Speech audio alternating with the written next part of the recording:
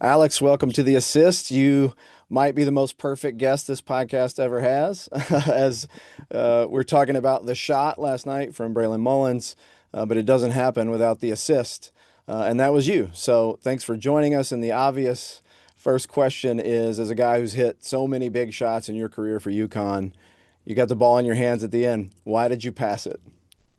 Yeah, I mean, I seen we had 5 seconds left, and I thought about shooting it, but I didn't feel like I had a good enough look. And Boozer started coming towards me and put his hands up, so it made it a little more difficult. And I see Braylon in the corner of my eyes, so just pitched it right back to him. He got into rhythm for that shot, and I've seen Braylon make so many deep threes and just so many threes just when he works out. So I had full trust in him, and he sent us to the Final Four.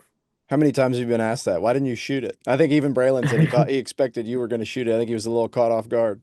Braylon asked me that after the game too. He's like, "Why didn't you shoot it?" I was like, "I'm gonna be honest, bro. I didn't think I could get it off. Just like Boozer was there, and I just felt another body nearby too, and I just felt like there was time. I felt like there was more than enough time to maybe get something better, and their risk paid off. So, I mean, just trusting my teammates and really just playing for that risk to get a better look." How fearless is that kid? He's a freshman taking the biggest shot of your season, the biggest shot of his life, probably the biggest shot of anybody there's career.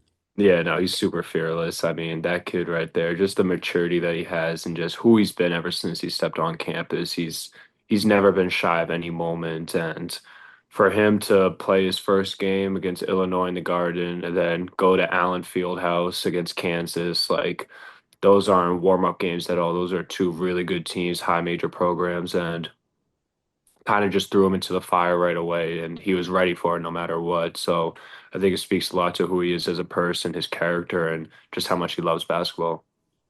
How does it feel? How does it sit with you as you've reflected maybe a little bit in these last, 12, 15 hours, however many it's been, that for the next 20, 30, even 50 years, whenever they're showing the greatest moments in NCAA tournament history, that you're going to be in one of those clips?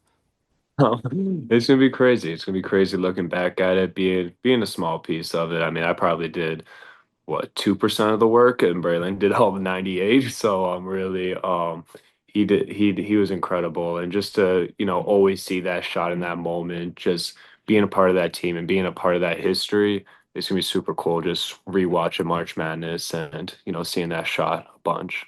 Did you stay up all night like probably a lot of people in this country watching not only replays of the shot and all the different angles, but also like looking and searching the crowd and the sidelines and all the reactions? Yeah, you definitely had to watch every angle. You definitely had to see everyone's reaction to the shot and really just truly enjoy it. I mean, that's the beauty of March Madness, and to be on, the better side of it was awesome and to really fully experience it. So, you definitely had to enjoy every moment, just really just take it all in. What was your favorite of all the reaction shots? What's your highlight?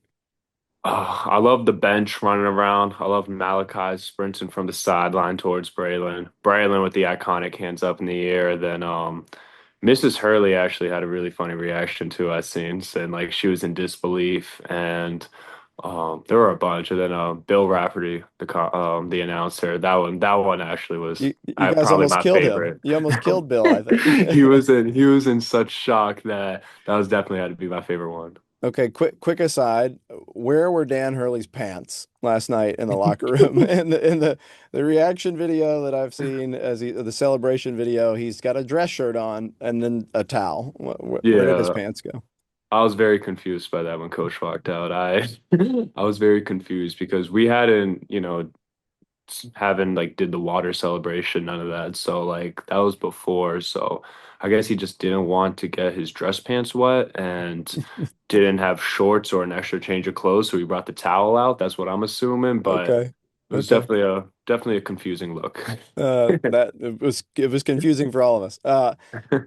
When we talk about remembering, one play, that's a legacy thing. For you, your number 11 is now in the rafters there at Connecticut, and you were very emotional on the night that you saw it go up there. What does your legacy at that place mean to you?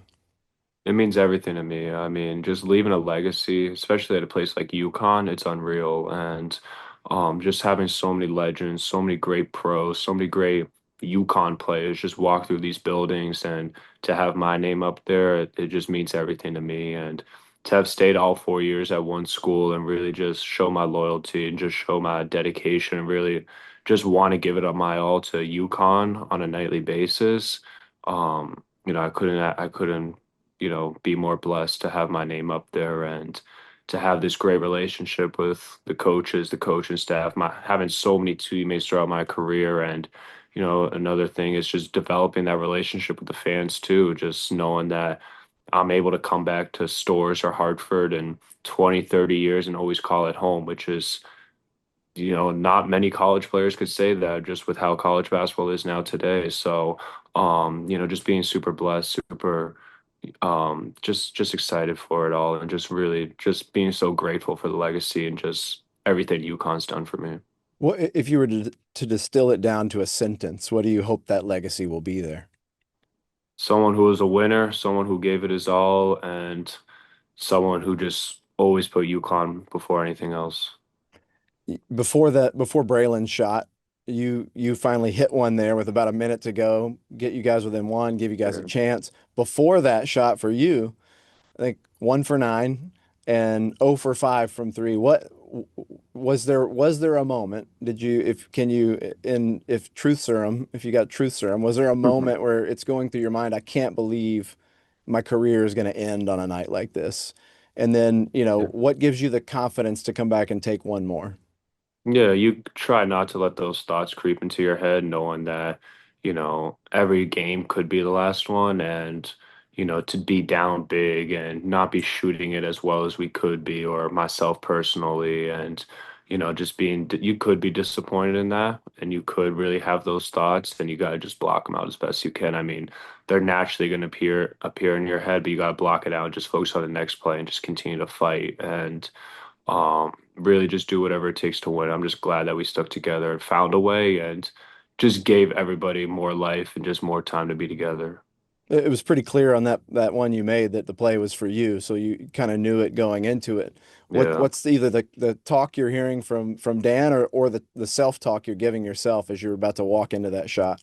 Yeah, so really, I'm always going to have confidence in my shot. I think I put in a lot of work. I'm always going to be prepared and really never let one shot really define how the game's going to go for me. And coach actually called the play when he called what play we were going to run right when we ran out for defense against Duke. So we got the stop, and then he called the play, and Braylon was on the opposite side. So it was either Braylon or I, whoever was there, just gonna run it.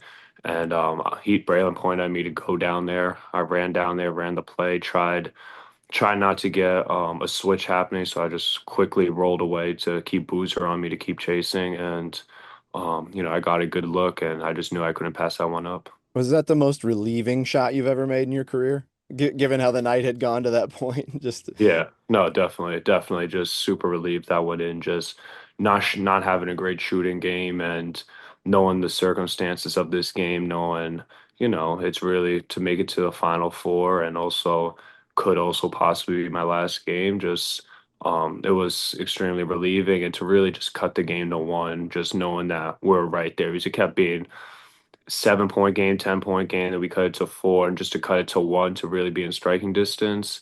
That was extremely relieving.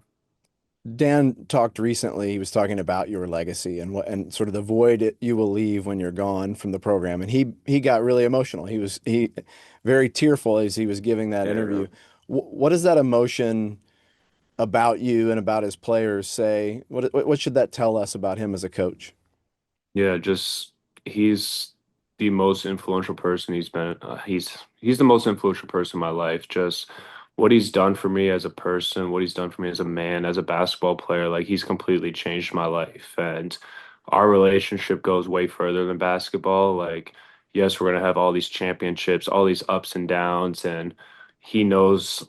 I know what he wants on the court and in the locker room, and I'm always going to be that message from the coaches to the players. And but it just goes beyond basketball, just what he's done for me as a person, just allowing allowing him to really change who I was, just being more social, being just developing new off-court habits, like just so many different things that he's instilled in my life. I mean, he's completely changed my life for the better, and it's a relationship I'm always have. He's always going to be a part of my family, and he's always someone I'm gonna look for advice as a mentor. And he's really been the perfect coach that I've needed.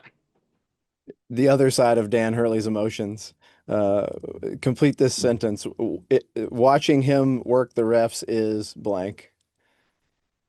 Watching him work the refs is honestly, I really don't see him doing it. Like I know, like after the games, you could see him talking to the refs, and like you could see it on social media or whatnot. But like, I'm really like just in the huddles. Like I'll ask coach something quickly, and then like really just be in the huddle with my teammates. So honestly, I can't see it. But some moments he's fighting for calls for us. Other times he's really just having a conversation with the refs. So um, I'd say polite. Polite. He's being Sure. polite with the refs. Yeah. But why do you think he does that? I mean, you kind of mentioned it. Does it feel like him doing that in some way is like I'm in the foxhole with you, that I'm fighting for you guys? Yeah, definitely. I mean, he's doing whatever it takes to help us win, and just you really see his passion on the sidelines and just how much he cares about winning. And if he wants to be in the fight no matter what, and he's going to give his 110%, whether that's, in the huddle, coaching on the sideline, play calls, whatever it is, he's always going to give his 110%. And we feel that passion, we feel that energy, just how he prepares us for practices and then just being by our side during the games. You and Danny are trying to do something together that hasn't been done since the Wooden era UCLA dynasty, Yeah. to win three national championships in 4 years. For two guys who care a lot about legacy, what would that mean to both of you to get it It, done together? yeah, it'd mean everything. I mean, just to be by each other's side for 4 years, having both of us having big decisions throughout this entire process on what to do, and both of us just choosing to come back to UConn and really just continue to win and want championships and continue to add history to such a historic program.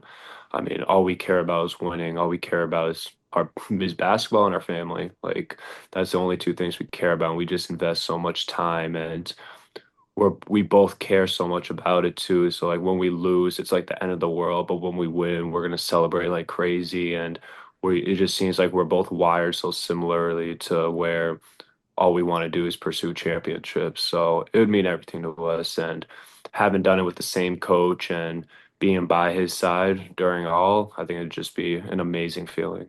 Okay, last one.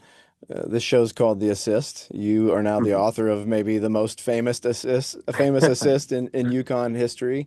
We're all about helping here. So a moment to reflect here towards the end of your career. Who is the person that has helped you the most get where you are today, and what do you want that person to know about the impact they've had on you? I have to say it's my family, my mom and dad, just all this countless sacrifices that they've made for me, just how they instilled hard work and discipline inside of me as a person, and really they never complained whatsoever about what I asked or what I dreamed of or anything. They've been by my side through it all, and they would stay up late, they'd get up early, do everything just to allow me to pursue a dream of mine. And they've been by my side no matter what. They didn't call me crazy if I dreamt of going to UConn and winning all these things. Like they fully believed me and supported me through it all. And um, it definitely have to be my mom and dad. Awesome. Thanks so much for joining us, Alex. We'll see you in Indianapolis for the Final Four. I guess your Yes. teammate, your co-star from the play last night is going to show you guys around sort of his hometown. That should be a fun adventure for you guys. I can't wait for that. Let's do it.